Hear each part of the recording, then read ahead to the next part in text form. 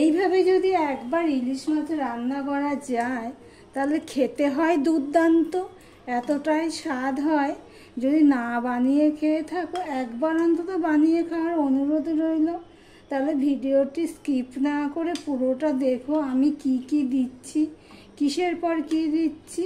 তাহলে ইলিশ মাছটা আমি কাঁচাই রান্না করেছি, ভাজিনি, কিন্তু আমি ঝোল করেছি, কিন্তু অসাধারণ হয়েছে। এইভাবে তোমাদের বানিয়ে খাওয়ার অনুরোধ রইল। চলো আর বেশি কথা না বলে রেসিপিতে যাওয়া যাক। বন্ধুরা, আপনারা দেখছেন কুকিং হাউস অফ অনিমা। দেখতেই পাচ্ছ এখানে ইলিশ মাছ নিয়েছি। এই ইলিশ মাছটা আমি রান্না করব যেইভাবে, সেটাই তোমাদের সাথে শেয়ার করব। তার জন্য দেখো এখানে হলুদ দিয়ে দিলাম, নুন দিয়ে দিলাম, আর দিয়ে দেবো একটুখানি সর্ষের তেল।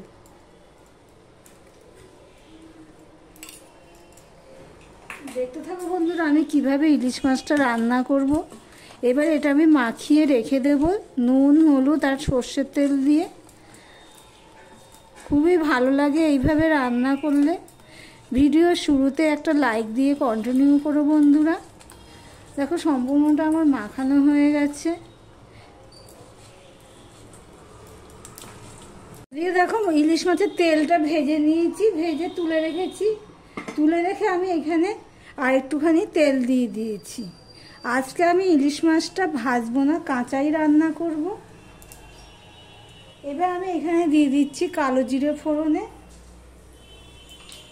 আর এই মাছটা করার জন্য আমি নিয়ে নিয়েছি দেখো একটুখানি পেঁয়াজ নিয়েছি। ইলিশ মাছে বেশি পেঁয়াজ কাটে না, পেঁয়াজ না দিলেও হয়। আর দিয়েছি কাঁচা লঙ্কা আর একটা টমেটো। কালো জিরাটা ফোড়নে হয়ে গেলে আমি দিয়ে দিচ্ছি পেঁয়াজ, ছোট্ট একটা পেঁয়াজ আর 3টে কাঁচা লঙ্কা আমি দিয়ে দিলাম। এইভাবে ইলিশ মাছে যদি কালো জিরে, পেঁয়াজ, কাঁচা লঙ্কা ফোড়নে দেওয়া যায় তাহলে কিন্তু খেতে ভালো লাগে। আমাদের বাড়ির সবাই ভালোই খায়। এবার পেঁয়াজটা একটুখানি হওয়ার জন্য অপেক্ষা করব।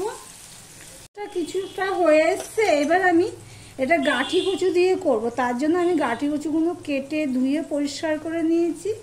এবার গাঁঠি কচুগুলো আমি দিয়ে দিলাম।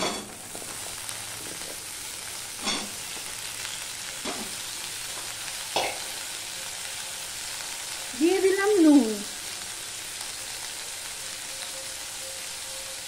দিয়ে দিলাম হলুদ, দিয়ে সম্পূর্ণটা আমি মিশিয়ে নেব।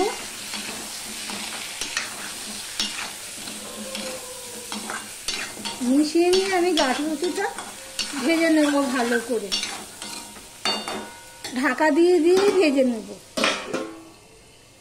আমি গাঁঠি কচুটা ঢাকা দিয়ে দিয়ে ভেজে নিয়েছি, প্রায় অর্ধেকটা মতন সিদ্ধও হয়ে গেছে গাঁঠি কচুটা।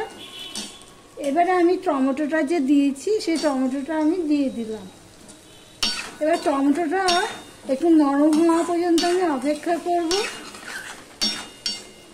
ঢাকা দিয়ে দিয়েই আমি করছি, তাহলে তাড়াতাড়ি হয়ে যাবে। দেখো টমেটোটা আমি নরম হয়ে গেছে, দিয়েছি যে। এবারে আমি দিয়ে দিচ্ছি 1 চামচের একটু কম আমি ধনের গুঁড়ো দিয়ে দিলাম, আর লঙ্কার গুঁড়ো দিয়ে দিলাম 1/2 চামচ, আর দিয়ে দিলাম হলুদ 1/2 চামচ। এখানে কিন্তু আমি জিরের গুঁড়োর ব্যবহার করিনি, আমি জিরের গুঁড়ো দেব না। আমরা এইভাবে করে খাই, খেতে খুব ভালো লাগে খেতে। তোমরা যদি কেউ এইভাবে করে না খেয়ে থাকো, একবার বানিয়ে খাওয়ার অনুরোধ রইল। এবার জল দিয়ে এটা আমি কষিয়ে নেব। নুনটা পরে দেব, তখন তো দিয়েছি। এবার ঢাকা দিয়ে দিয়েই আমি কষিয়ে নেব। দেখো বন্ধুরা মশলাটা কষানো হয়ে গেছে।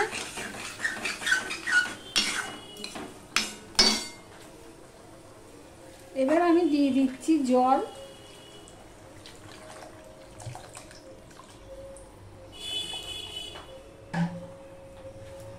দেখো কতখানি জল দিলাম, আমি ঝোল করব এটা, সেই জন্য আমি এতখানি জল দিয়ে দিলাম। এবারে আমি এই কাঁচা কাঁচা মাছগুলো এর মধ্যে দিয়ে দেব। গ্যাসের ফ্লেমটা আমি বড় করে দিয়েছি। আমার ভিডিওটি যদি ভালো লেগে থাকে প্লিজ লাইক কমেন্ট শেয়ার করে দিও। আর যারা নতুন বন্ধু ভিডিওটি দেখছো এখনও পর্যন্ত সাবস্ক্রাইব করোনি তাদেরকে বলবো সাবস্ক্রাইব করে পাশে থাকার জন্য। দেখো বন্ধুরা, আমি কিন্তু মাছের মাথাটাও এখানে দিয়ে দিয়েছি। ছোট মাছ তো, বড় মাছ হলে মাছের মাথাটা দিয়ে অন্য একটা আইটেম করতাম।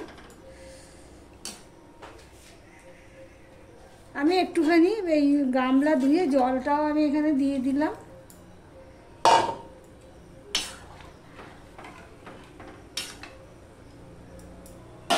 এবার আমি ঢাকা দিয়ে দিলাম।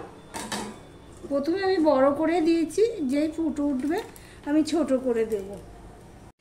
দেখো ঝোলটা যেই ফুটে উঠেছে, এবার আমি ছোট করে দিয়ে মোটামুটি ছোট করে দিলাম, একদম সিম করে দিইনি, মোটামুটি ছোট করে দিয়ে আমি ঢেকে দিলাম। ওদিকে আমি একটা মশলা বানিয়ে নেব। এখানে দেখো আমি সর্ষে নিয়ে নিয়েছি আর কাঁচা লঙ্কা নিয়ে নিয়েছি দুটো। এগুলো একটা মিহি ফাইন পেস্ট আমি বানিয়ে নেব। মাছটা দিয়ে আমি 5 থেকে 6 মিনিট ফুটিয়ে নিয়েছি, কেননা কাঁচা মাছ তো ভেজে দিইনি, তাই জন্য একটু ফুটাতে হবে ভালো করে ছোট করে দিয়ে, তাহলে মাছের স্বাদটা খোলে। এবারে যে আমি সর্ষের পেস্ট বানিয়ে রেখেছি সেই পেস্টটা আমি দিয়ে দিচ্ছি।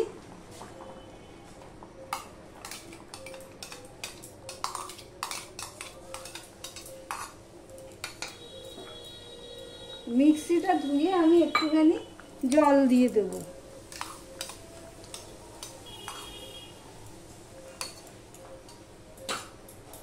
তার সাথে আমি দিয়ে দেব সর্ষের তেল, কাঁচা সর্ষের তেল। এই 1 চামচের মতন কাঁচা সর্ষের তেল আমি দিয়ে দিলাম। আমার ভিডিওটি যদি ভালো লেগে থাকে প্লিজ লাইক কমেন্ট শেয়ার করে দিও। আর যারা নতুন বন্ধু ভিডিওটি দেখছো সাবস্ক্রাইব করোনি তাদেরকে বলবো সাবস্ক্রাইব করে পাশে থাকার জন্য।